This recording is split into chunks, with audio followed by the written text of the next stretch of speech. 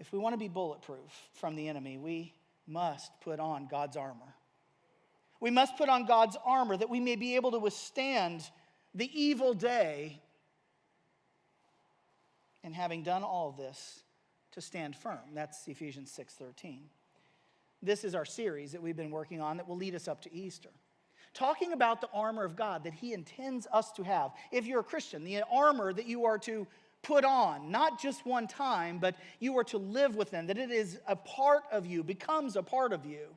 And God intends us to have this armor because we don't fight against people. That's not ultimately our fight, but against spiritual darkness that surrounds us all the time.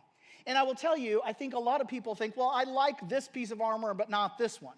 When we begin to understand what they stand for, and that's not our choosing. In fact, what we're told by Paul from God is to put on the full armor, all of it. And so when we think about the belt of truth, that is that thing that we put around us, that encompasses us, that surrounds us, protects the most delicate parts of us by the truth of God. That we put on the breastplate of righteousness, that is right living in God's sight, to protect our emotions, to protect our thinking, because in ancient times your thinking wasn't your brain, it was your heart. To protect all of the vital things.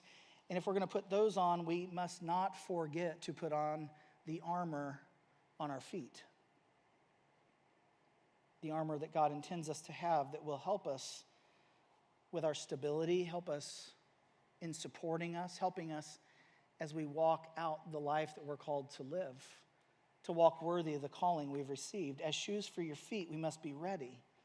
We must be prepared, given through the gospel of peace. That's what we see in verse 15. And if we forget to put it on, if we forget to put on the shoes of the gospel, or if we choose not to, because many people do. Many people just still, they don't want it. They don't want to walk in that. They want to visit it, but not walk in it. But if we choose not to put this on, friends, we are destined to stumble.